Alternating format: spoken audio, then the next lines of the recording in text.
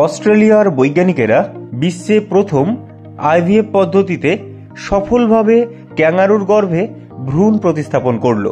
1951 সালে ইংল্যান্ডের বিজ্ঞানীরা বিশ্বে প্রথম পশুর শরীরে এই আইভিএফ পদ্ধতি প্রয়োগ করে।